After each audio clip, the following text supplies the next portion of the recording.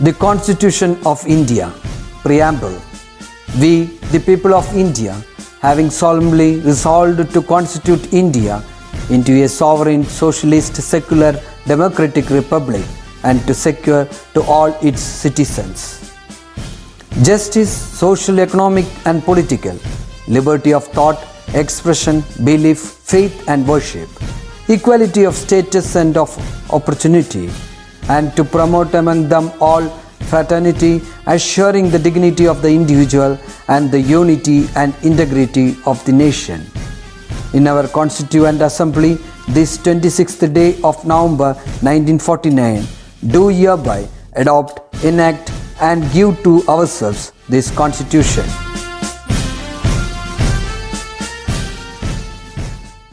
Hi students, welcome back to science class. Hope all are fine and safe at home. So as usual, this year also we will have exam. Okay, we may have exam. അപ്പോൾ March first week തന്നെ നമുക്ക് exam പ്രതീക്ഷിക്കാം. അപ്പോൾ അതിന് വേണ്ടിയിട്ട് നിങ്ങൾ വളരെ നന്നായിട്ട് പഠിക്കുക. ഫയൽസ് എല്ലാം കറക്റ്റായിട്ട് എഴുതി പോവുക. പെൻഡിങ് ഒന്നും വെക്കാതെ എല്ലാം ഓൺ ടൈമിൽ നിങ്ങൾ സബ്മിറ്റ് ചെയ്ത് കഴിഞ്ഞ് കഴിഞ്ഞാൽ നിങ്ങൾക്ക് അത്രയും ബുദ്ധിമുട്ട് വരില്ല ഫൈനൽ എക്സാമിന്. ഓക്കെ, അപ്പോൾ പഠിച്ച് പോയി കഴിഞ്ഞ് കഴിഞ്ഞാൽ നമുക്ക് അത്രയും ബേർഡൻ കുറയ്ക്കാനായിട്ട് പറ്റും. അതുകൊണ്ട് ലാസ്റ്റ് മൊമെൻറ്റ് വരെ നിങ്ങൾ വെയിറ്റ് ചെയ്യേണ്ട ആവശ്യമില്ല. എക്സാം എന്തായാലും ഉണ്ടാവും, അതിന് വേണ്ടിയിട്ട് പഠിക്കാം. Okay, shall we move on to today's topic? Okay, did you see these two pictures, children? Here you can see a large vessel and a smaller vessel, isn't it? And the larger vessel contains a larger quantity of water in it. If I want to transfer this water which is there inside the larger vessel into the smaller vessel, how can I transfer this water into the smaller vessel? Yes, by immersing this, that means yes, by immersing this smaller vessel inside this larger vessel, we will get water inside the smaller vessel, isn't it? But without immersing or without dipping the smaller vessel, can we transfer the water which is present inside the larger vessel into the smaller vessel? Yes, by immersing a tube, we can transfer water which is there inside the larger vessel into the smaller vessel, isn't it? That means one end of the tube must be inside the water and the other end of the tube must be inside the vessel. So isn't it, children? By immersing in such a manner, by putting in such a manner, we can transfer water. Here my question is, നമ്മൾ ആ ഒരു ട്യൂബിനെ ഒരു end ഈ larger വെസലിലേക്കും മറ്റേ end smaller വെസലിലേക്കുമാക്കി ഇട്ട് കഴിഞ്ഞ് കഴിഞ്ഞാൽ അപ്പോൾ തന്നെ വാട്ടർ ട്രാൻസ്ഫർ നടക്കും? ഒരിക്കലും ഇല്ല, അല്ലേ? So if we want to transfer this water into the smaller vessel, we have to suck the tube first. Then only the water from the larger vessel will flow towards the smaller vessel. അതെന്തിനു വേണ്ടിയിട്ടാണ് നമ്മൾ suck ചെയ്യുന്നത്? എന്തുകൊണ്ടാണ് suck ചെയ്യുമ്പോൾ water flow start ചെയ്യുന്നത് അല്ലെങ്കിൽ water flow സംഭവിക്കുന്നത്? When we suck the air, at that time the air which was there inside the tube will come to our mouth. That means the tube will become empty ആയി മാറും, അല്ലേ? നമ്മൾ ഈ air suck ചെയ്യുമ്പോൾ എന്താ പറ്റുകയെന്ന് വെച്ചാൽ അതിനുള്ളിലുള്ള air മുഴുവൻ നമ്മുടെ വായിലേക്ക് വരും. സോ ട്യൂബിനുള്ളിൽ എംപ്റ്റി സ്പേസ് ഫോം ചെയ്യും.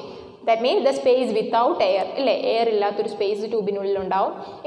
If air is not there, the air pressure will be very less inside the tube. Air pressure കൂടുതലാണെങ്കിൽ സ്വാഭാവികമായിട്ടും ഹൈ പ്രഷർ ഏരിയയിൽ നിന്ന് ലോ പ്രഷർ ഏരിയയിലേക്ക് എയർ വരാനുള്ളൊരു ടെൻഡൻസി ഉണ്ട്, അല്ലേ? അല്ലെങ്കിൽ ലിക്വിഡോ ഗ്യാസോ എന്തോ ആയിക്കോട്ടെ, ലിക്വിഡ് ആയാലും അങ്ങനെ തന്നെയാണ്, പ്രഷർ കൂടിയ ഭാഗത്തു നിന്ന് കുറഞ്ഞ ഭാഗത്തേക്ക് വരാനുള്ളൊരു ടെൻഡൻസി ഉണ്ടാവും. So here what will happen? When we suck the air from the tube may enter our body. That means it will enter our mouth. At that time the quantity of the air inside the tube will be very less. The tube will become an empty space. Tube എന്തായിട്ട് മാറും? ഒരു empty space ആയിട്ട് മാറും. If it is an empty space, what will be the pressure of that space? Pressure will be very less, അല്ലേ? ട്യൂബിനുള്ളിലുള്ള air പുറത്തേക്ക് പോകുമ്പോൾ tube free ആകുമ്പോൾ അതിനുള്ളിൽ എയർ പ്രഷർ എന്ന് പറയുമ്പോൾ എങ്ങനെയായിരിക്കും? It will be very less. When we compare the air pressure inside the water with the tube, the pressure inside the water will be higher than that of the pressure inside the tube. So what will happen? Yes, the water which is there in the high pressure area will enter inside the tube and thereby it will reach to the smaller vessel. That means ഇവിടെ എന്തുകൊണ്ടാണ് ഈ water pressure കൂടിയെന്നറിയാവോ? അല്ലെങ്കിൽ എന്തുകൊണ്ടാണ് വാട്ടറിനുള്ളിൽ ഒരു pressure അനുഭവപ്പെട്ടത്? Yes, it is mainly due to the pressure applied by the atmospheric air on the surface of this water. അതായത് ഈ വെസലിൻ്റെ വാട്ടർ സർഫസിൽ അറ്റ്മോസ്ഫിയറിക് എയർ ഒരു പ്രഷർ എക്സൈറ്റ് ചെയ്തു. അതിൻ്റെ ഫലമായിട്ടാണ് ഇതിനുള്ളിലുള്ള വാട്ടർ പ്രഷർ കൂടിയത്. I'll tell you once more, if we want to transfer from this larger vessel to the smaller vessel, we have to suck the air which is present inside the tube. When we suck the air out, at that time what will happen? The tube will become empty. That means there won't be any air inside the tube. If air is not there inside the tube, what will be the air pressure of the tube? Air pressure will be very less inside the tube, isn't it? So when we compare the air pressure inside the tube with the air pressure inside the water, the air pressure inside the tube will be very less when compared to the pressure of the water. So what will happen? Air along with the water from this high pressure area may enter the tube, isn't it? And this water finally reaches the smaller vessel. Okay, here ഞാൻ നിങ്ങളോട് പറഞ്ഞു ഇവിടെ നമ്മൾ ട്യൂബിനുള്ളിലെ പ്രഷറും പുറത്തെ പ്രഷറുമായിട്ട് compare ചെയ്യുമ്പോൾ ട്യൂബിനുള്ളിലെ pressure കുറവാണെന്ന് പറഞ്ഞു. അതിനുള്ളിലുള്ള എയർ നമ്മൾ പുറത്തേക്ക് സക്ക് ചെയ്തിട്ടുണ്ടായിരുന്നു അല്ലേ? സക്ക് ചെയ്തത് കാരണമാണ് അതിനുള്ളിൽ എയർ ഇല്ലാത്ത ഒരു ഏരിയ വരികയും അതുകൊണ്ട് അവിടെ എയർ പ്രഷർ കുറവാവുകയും ചെയ്തത്. അങ്ങനെയാണെങ്കിൽ വാട്ടർ സർഫസിൽ എന്തുകൊണ്ട് പ്രഷർ കൂടി വന്നു? അവിടെ കൂടാനുള്ള കാരണം എന്താണെന്ന് വെച്ചാൽ the external atmospheric air will apply a force on the surface of the water. That means the air pressure on the surface of the water will be higher. Due to this high air pressure on the surface of the water from high pressure area may enter inside the tube very fastly and finally it may reach to the smaller vessel. Can we use this kind of tube in all situations? For example, if we want to transfer kerosene from a larger vessel to the smaller vessel, can we use such kind of tube to transfer this kerosene? No. അപ്പോൾ കെരോസിനാണ് നമുക്ക് transfer ചെയ്യേണ്ടതെങ്കിൽ suck ചെയ്യുന്ന സമയം കെരോസിനും ട്യൂബിനുള്ളിലേക്ക് കയറാനുള്ള സാധ്യതയുണ്ട്. അതായത് നമ്മൾ suck ചെയ്യുന്ന സമയം അൺനോയിങ്ലി കെരോസിൻ നമ്മുടെ മൗത്തിനുള്ളിലേക്ക് പോകാൻ സാധ്യതയുണ്ട് അല്ലേ? അപ്പോൾ അത്തരത്തിലുള്ള സിറ്റുവേഷനിൽ നമുക്ക് ട്യൂബ് ഉപയോഗിക്കാൻ ഇത്തരത്തിൽ ട്യൂബ് ഉപയോഗിച്ചുള്ള ട്രാൻസ്ഫർ പോസിബിൾ ആണോ? അല്ല. Not only that, if you want to transfer chemical solutions from a larger vessel to the smaller vessel, can we use this tube to transfer these kind of chemicals? No. If we want to transfer acid from a larger vessel to the smaller vessel, can we use this? No. Isn't it? So in such situations, when we want to transfer such kind of harmful material from larger to smaller vessel, it is not possible to use this kind of tube for the transfer. Instead of that, we have to use any other apparatus. Now I will introduce a new device which can be used to transfer these kind of chemicals from larger to smaller vessels, or this kind of kerosene from larger to smaller vessels. The name of this device is Siphon. What is that? Siphon. So Siphon is a simple apparatus that can be used to transfer these kind of chemicals from larger to the smaller vessel, or this kind of kerosene like substance from larger to smaller vessel. അല്ലേ? നമ്മുടെ ബോഡിക്ക് toxic ആയിട്ടുള്ള വസ്തുക്കളാണ് നമുക്ക് transfer ചെയ്യേണ്ടതെങ്കിൽ ആ സമയത്ത് നമുക്ക് sucking possible ആവില്ല. അപ്പോൾ ആ സമയങ്ങളിൽ നമുക്ക് സക്കിങ്ങിന് പകരം വേറൊരു ഡിവൈസ് ഉപയോഗിക്കാം. സക്ക് ചെയ്യുന്നതിന് പകരം വാട്ടർ അല്ലെങ്കിൽ ഈ പറയുന്ന സൊല്യൂഷൻ ട്രാൻസ്ഫറിന് വേണ്ടി മറ്റൊരു ഡിവൈസ് ഉപയോഗിക്കാം. ആ ഡിവൈസിൻ്റെ പേരാണ് Siphon. What is that? Siphon. So now we are going to study about a method of making of this siphon. Okay, a plastic bottle and an elongated plastic tube, a small pipe piece. These are the materials which are required for making what? Siphon. Isn't it? അപ്പോൾ siphon ഉണ്ടാക്കാൻ നിങ്ങൾ എന്തൊക്കെയാണ് എടുക്കേണ്ടത്? ഒരു plastic bottle with long neck, ഒരു long നെക്കുള്ള ഒരു plastic bottle എടുക്കുക. then an elongated tube of 1.5 meter length, then a small pipe of nearly 10 centimeter length. Okay, ഇത്രയുമാണ് നമുക്ക് siphon ഉണ്ടാക്കാനായിട്ട് എടുക്കേണ്ട സാധനങ്ങൾ. And then what want to do to make a siphon? Yes, for that you have to take the long necked bottle, isn't it? After that you can make two holes at the opposite sides of the bottle. That means one hole you have to make at the bottom of that bottle and the other you have to make at the lid of the bottle. That means two holes should be made on opposite side of the bottle. One hole should be at the bottom of the bottle and the other hole should be at the lid of the bottle, isn't it? After that we have a long tube of 1.5 meter length in our hand, isn't it? This tube can be fixed at the bottom of the bottle. A short pipe piece will be there with you, no? A short pipe piece of 10 centimeter long, isn't it? These pipe piece can be fixed at the lid നമുക്ക് pipe piece fix ചെയ്യാം. Understood children? അപ്പോൾ എന്താ ഇപ്പോൾ ചെയ്യാൻ ഞാൻ പറഞ്ഞത്? അതെ, you can take a long necked bottle and after that you can make two holes at the opposite sides of the bottle. That means one hole should be at the base of the bottle or bottom of the bottle and the other hole should be at the lid of the bottle. And then what want to do? Then you can take an elongated tube of 1.5 meter length and this tube can be fixed on the bottom of the bottle and a small tube, isn't that small pipe piece of 10 centimeter length can be fixed on the lid of the bottle. Let us study the method of working of this siphon. I told you here we can use this siphon to transfer kerosene from a larger vessel to the smaller vessel, isn't it? Imagine that this larger vessel contain kerosene. If we want to transfer this kerosene into the smaller vessel, we have to immerse the long end of this siphon inside the kerosene, and that short pipe, which is fixed at the lid can be immersed inside a smaller vessel. Okay, when we press the bottle of the siphon, at that time, due to the compression of the bottle, the area inside the bottle reduces, isn't it? Area korayumbo endu vettum, pressure koodumbo the air which was present inside the bottle will escape outside. Not only bottle, the whole tube will escape outside due to the high pressure developed inside the bottle, isn't it? As a result of this pressing, an airless area will develop inside the tube. That means an empty space will develop inside the tube. So here the pressure inside this tube will be very less. So normally kerosene enter the tube, and through the other end of the siphon it will come to the smaller vessel. Hope you have understood. I will tell you the working of this siphon once more.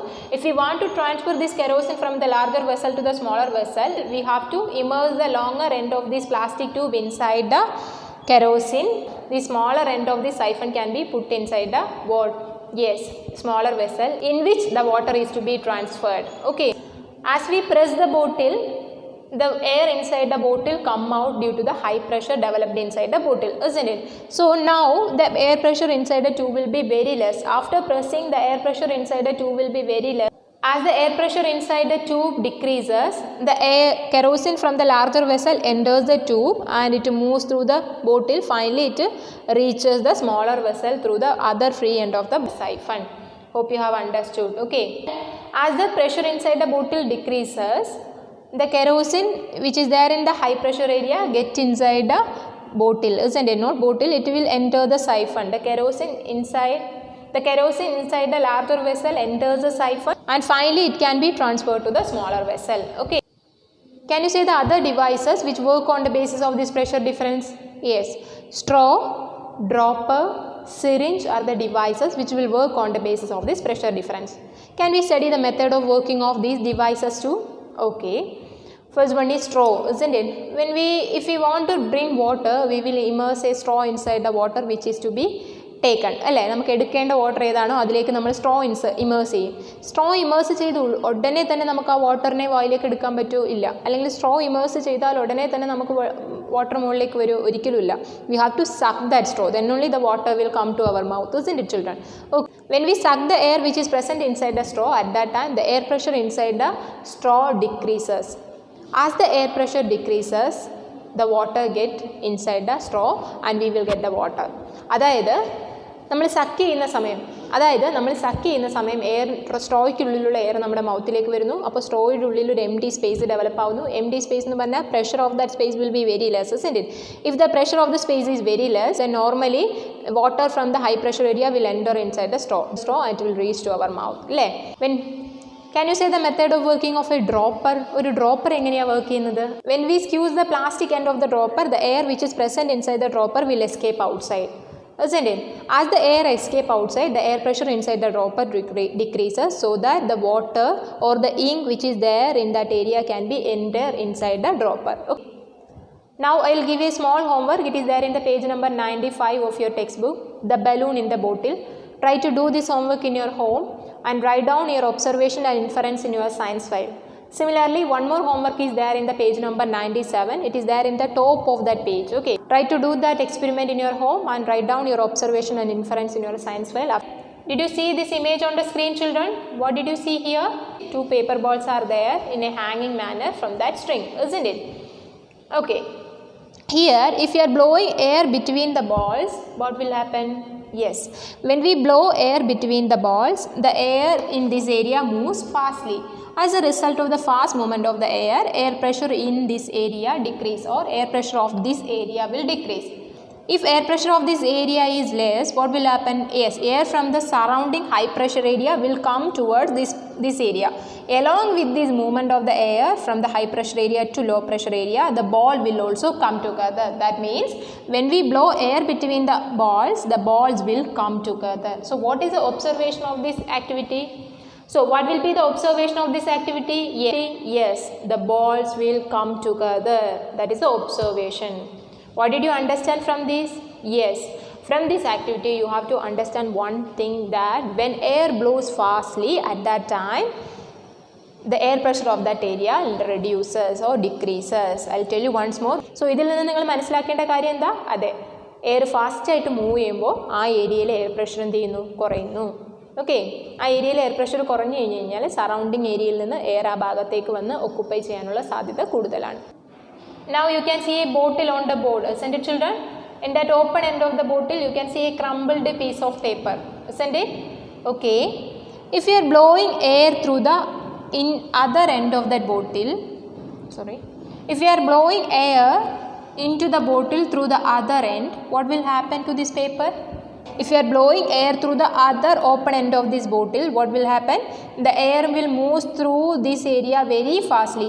As the air moves through this area very fastly, the air pressure of this area decreases. So normally the air pressure of this area will be very less when compared to the pressure inside the bottle. If the pressure inside the bottle is very high, what will happen? Yes, air from the bottle may escape outside through the other end of that bottle, isn't it? That means the air which was there inside the bottle will come out through the other end of the bottle. Along with this movement of air, the crumbled piece of paper can also be expelled from the bottle through the flow of air. Hope you have understood this activity well. അപ്പോൾ ഇവിടെ എന്താ സംഭവിച്ചത്? അതെ, നമ്മളൊരു ബോട്ടിലിൻ്റെ ഒരു എൻഡിൽ കൂടി ഉള്ളിലേക്ക് ബ്ലോ ചെയ്യിച്ചു, അല്ലെ, എയർ ബ്ലോ ചെയ്യിപ്പിച്ചു. അപ്പോൾ ആ എൻഡിലെ എയർ പ്രഷർ കുറഞ്ഞു. ഉള്ളിലെ എയർ പ്രഷറിനെ കമ്പയർ ചെയ്യുമ്പോൾ ഓപ്പണിങ്ങിലെ എയർ പ്രഷർ കുറയുകയാണ് ചെയ്യുന്നത്. അപ്പോൾ അവിടുത്തെ എയർ പ്രഷർ കുറയുകയാണെങ്കിൽ സ്വാഭാവികമായിട്ടും ഉള്ളിലുള്ള ഹൈ പ്രഷർ ഏരിയയിൽ നിന്നുള്ള എയർ ബോട്ടിലിൻ്റെ മൗത്തിലേക്ക് വരും. Along with the movement of that air, the paper which is placed at the mouth of the bottle can be expelled out.